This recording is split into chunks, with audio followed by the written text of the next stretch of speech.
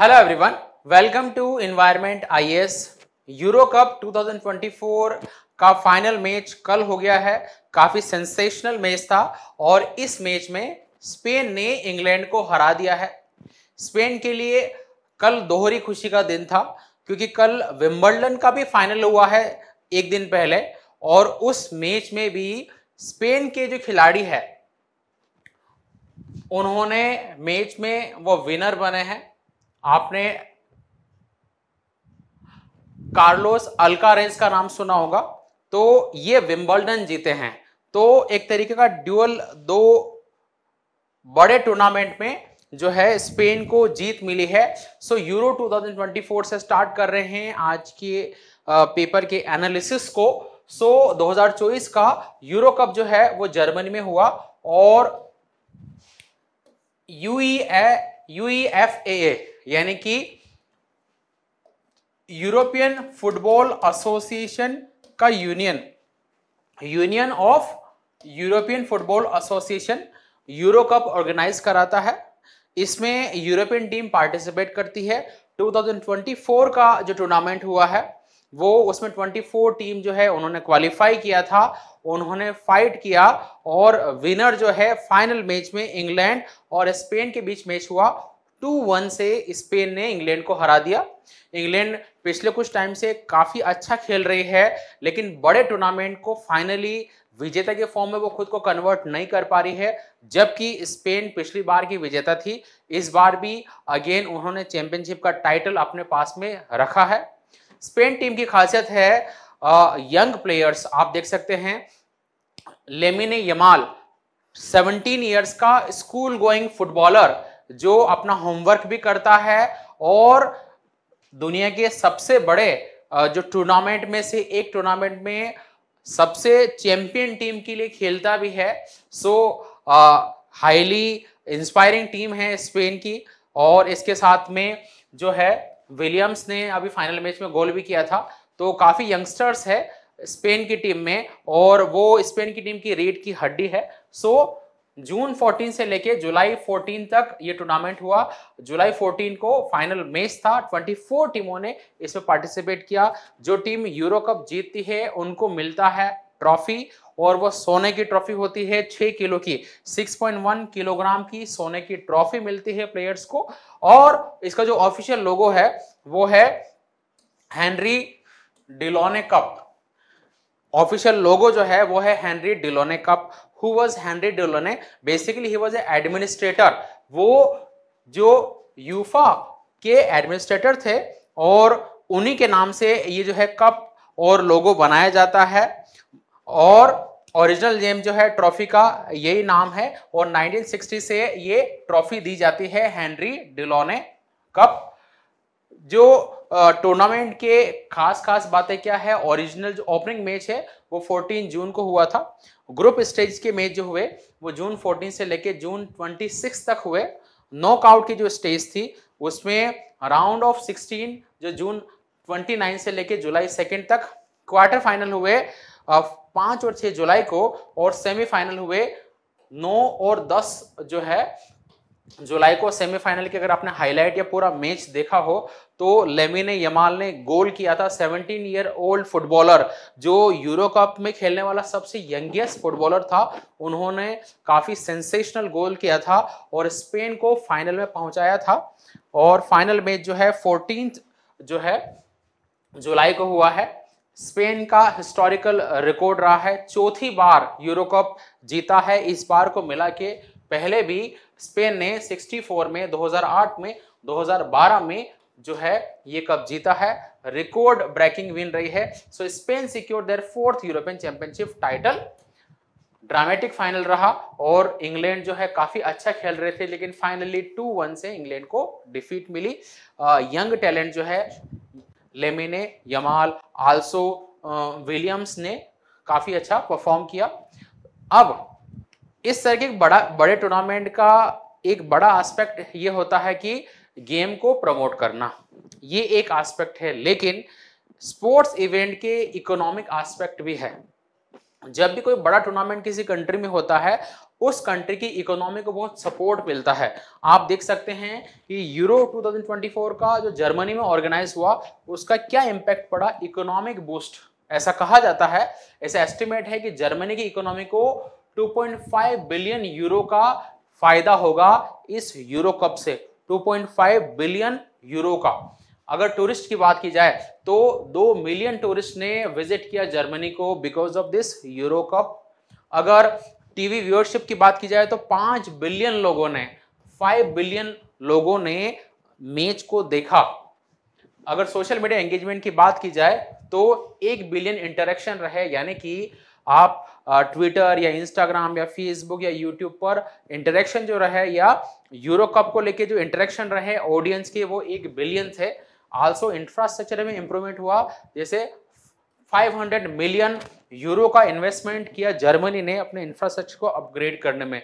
तो स्पोर्ट के साथ में जुड़ा है इकोनॉमिक एस्पेक्ट और इकोनॉमी को बूस्ट मिलता है।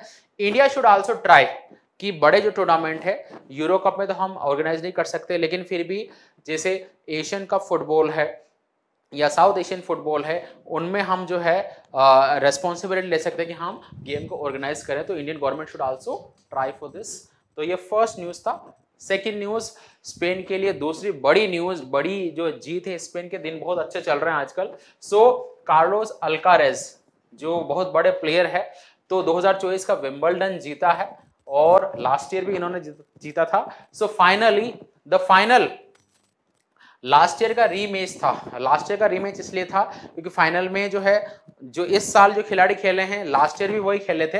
तो नोवाक जोकोविक और कार्लोस अल्कारेज के बीच में पिछली बार भी फाइनल हुआ था, इस बार भी फाइनल हुआ है। अगेन लास्ट ईयर की तरह अल्कारेज ने नोवाक जोकोविक को हरा दिया है।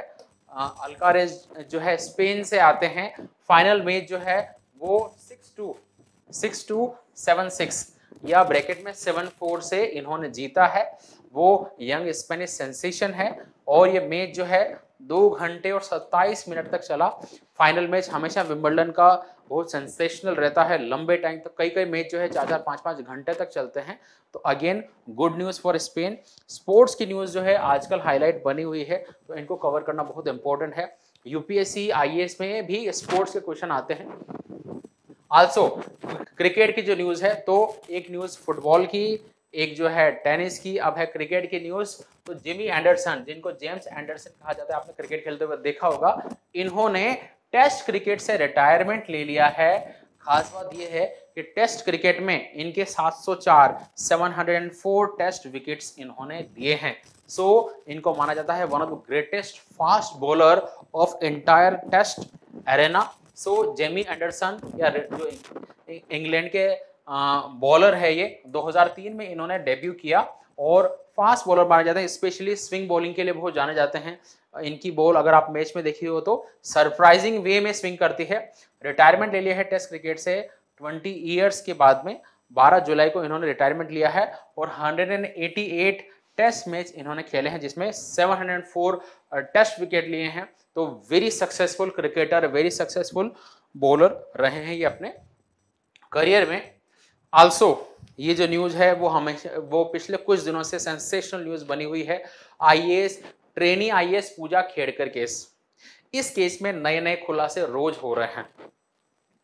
रीसेंट डेवलपमेंट क्या हुआ है, तो पूजा खेड़कर, पुणे पुलिस ने पूजा खेड़कर की मदर का एक वीडियो वायरल हो रहा है, जिसमें वो किसानों को बंदूक से डराती हुई नजर आ रही है और ये जमीन के विवाद को लेके कोई केस चल रहा है, जिसमें वो अपने बॉडीगार्ड के साथ में, अपने गार्ड के साथ में दिख रही है, उनके हाथ में बंदूक है और किसी किसान को वो डराते हुए दिख रही है। वो वीडियो वायरल हो रहा है और उस वीडियो के बारे में कहा जा रहा है कि वो 2023 का वीडियो है, जिसमें जमीन को के विवाद के केस में वो दिखाई दी थी। तो एक केस तो ये आया है। दूसरा, पूजा खेड़कर का जो इन्होंने अपनी ओडी गाड़ी के ऊपर महाराष्ट्र गवर्नमेंट लिखवाया था और वीआईपी नंबर प्लेट जो है लगाई थी, तो गाड़ी के ओनर को शो कोर्स नोटिस दिया है। तो Pune police has issued a show cause notice to the mother of controversial IAS officer Pooja Khedkar over the alleged misuse of license gun. तो लाइसेंस जो ले रखा है उस बंदूक का मिसयूज करना, किसानों को डराना। तो उस वीडियो के बेसिस पर पुणे पुलिस ने शोकॉज नोटिस इशू किया है।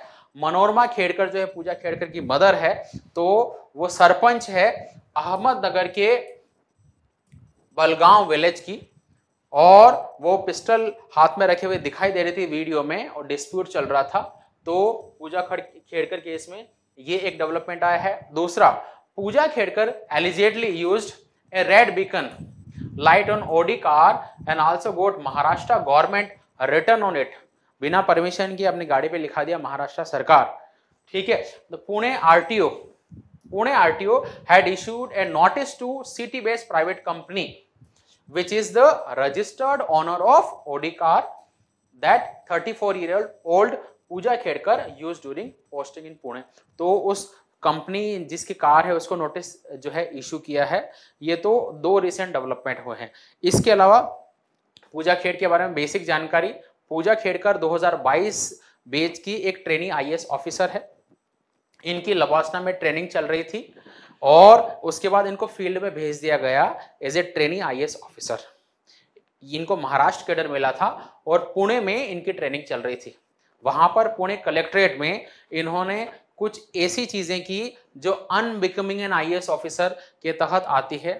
ट्रेनिंग आईएएस ऑफिसर को कोई भी रेजिडेंशियल क्वार्टर जनरली नहीं अलॉट होता है, इनको गाड़ी अलॉट नहीं होती है, कोई सर्वेंट अलॉट नहीं होता है और कांस्टेबल अलॉट नहीं होता है। लेकिन पूजा खेड़कर ने ये सारी डिमांड रखी जो रूल के अगेंस्ट है कि मुझे एक क्वार्टर दिया जाए, मुझे एक सर्वेंट दिया जाए, मुझे एक पुलिस कांस्टेबल दिया जाए, मेरा सेपरेट कैबिन हो, कैबिन के बाहर जो है मेरा नाम लिखा जाए। ये सारी चीजें की उन्होंने। साथ साथ उन्होंने एक काम और किया। ट्रेनिंग के दौरान एक सीनियर ऑफिसर थे, वो कुछ काम के लिए कुछ दिनों से बाहर गए हुए थे, तो ये या तो उनका कमरा या उनके सामने वाले कमरे में जाके बैठ गई, खुद का फर्नीचर जो है मंगवा लिया, वहां पर खुद की नेम प्लेट लगा ली और उसके नीचे लिखवा दिया असिस्टेंट कलेक्टर पूजा खेड़कर। वो भी एक तरीके का उस घटना के बाद में सबको ऐसा लगा कि ट्रेनिंग आईएएस ऑफिसर ऐसा कर कैसे सकती है। जब पूजा खेड़कर के बैकग्राउंड को देखा गया तो पाया गया कि इनके फादर जो है पॉलिटिकल बैकग्राउंड से आते हैं। 2024 का लोकसभा चुनाव लड़ा है, इनकी मदर जो है सरपंच है। फिर मदर का वो वीडियो वायरल हुआ जिसमें वो बंदूक दिखाते हुए नजर आ रही है। तो पॉलिटिकल बैकग्राउंड, फादर की जो प्रॉपर्टी है वो ऑलमोस्ट 40 करोड़ की प्रॉपर्टी है, पूजा खेड़कर के नाम पर ऑलमोस्ट 20 करोड़ की प्रॉपर्टी है। तो काफी सारी चीजें जो है पॉलिटिकल बैकग्राउंड और वेल ऑफ फैमिली वाला एंगल सामने आया। इस कहानी में एक और टर्न ये आया कि जिन डॉक्यूमेंट के बेसिस पर पूजा खेड़कर का सिलेक्शन हुआ है वो बड़े क्वेश्चन मार्क के घेरे में है। पहला, ये इन्होंने डिसेबिलिटी सर्टिफिकेट लगाया था और मल्टीपल डिसेबिलिटी। देखिए, डिसेबिलिटी का मतलब ये है कि जैसे मान लिया किसी के आई में कोई डिफेक्ट है जिसको प्रॉपर्ली नजर नहीं आता, ये एक डिसेबिलिटी है। मल्टीपल डिसेबिलिटी का मतलब ये है कि जिसको कई सारे डिसेबिलिटी है और डिसेबिलिटी कैटेगरी होती है 1 2 3 4 5। 5 जो है हाईएस्ट कैटेगरी ऑफ डिसेबिलिटी होती है जिसमें किसी पर्सन को मल्टीपल डिसेबिलिटीज होती है। जैसे पूजा खेड़कर ने ये क्लेम किया है कि मुझे दिखाई कम देता है और मेंटली भी जो है मैं कमजोर हूं। तो ये दो ग्राउंड के ऊपर इनको डिसेबिलिटी कैटेगरी 5 में इनको सर्टिफिकेट जारी किया गया और इसके बेसिस पर एग्जाम फाइट हुई। अब आप ये देखो 2022 में जो आईएएस प्री का एग्जाम हुआ था उसकी cut off general category cut off 75 गई थी, जबकि डिसेबिलिटी कैटेगरी में यूपीएससी प्रीलिम्स की कट ऑफ सिर्फ 33 मार्क्स गई थी, 33 नंबर जो है कट ऑफ गई थी। तो इजीली उन्होंने एग्जाम क्लियर कर लिया। दूसरा, जब भी कोई पर्सन जेन्युइनली डिसेबल है तो उनको नीड होती है स्क्राइब के हेल्प की। स्क्राइब का मतलब कोई सहायक जो उनके इंस्ट्रक्शन पर एग्जाम में जो है उनकी हेल्प कर दे। तो स्क्राइब की हेल्प ली और एग्जाम दिया मल्टीपल डिसेबिलिटी क्लेम करते हुए और 33 नंबर कट ऑफ गई। अब ये कट ऑफ कम दिख रही है, लेकिन जो लोग जेन्युइनली डिसेबल है, सपोज किसी को जो है नजर कम आता है या मेंटल दिक्कत है किसी को या मल्टीपल डिसेबिलिटी है, तो उसके लिए 33 नंबर की कट ऑफ बहुत ज्यादा है और स्क्राइब की हेल्प जेन्युइनली उनको मिलनी चाहिए क्योंकि वो डिजर्व करते हैं, वो इतनी मेहनत कर रहे हैं, लेकिन उनकी शरीर की कंडीशन ऐसे नहीं है। लेकिन अगर इनके सर्टिफिकेट अगर फेक निकलते हैं तो ये बहुत बड़ा शॉकिंग एक वो बात आ जाती है कि जो आप डिसेबल नहीं हो लेकिन आप 33 नंबर से एग्जाम क्लियर कर रहे हो, जबकि जनरल कैटेगरी के लोग 75 मार्क्स यानी डबल से भी ज्यादा मार्क्स उनको लाने पड़ रहे हैं। तो आपने प्री जो है क्लियर कर दिया, फिर मेंस एग्जाम में बैठे आप, अगेन आप सेम कैटेगरी से और ओबीसी नॉन क्रिमिनल और से, फिर एग्जाम में बैठे, मेंस की कट ऑफ जो है जितनी जाती है उससे 200-300 नंबर कम कट ऑफ में आपने आपका सिलेक्शन हो गया, आपने इंटरव्यू दिया, फाइनल जो है आपकी 821 रैंक बन गई और आपने एग्जाम पास कर लिया।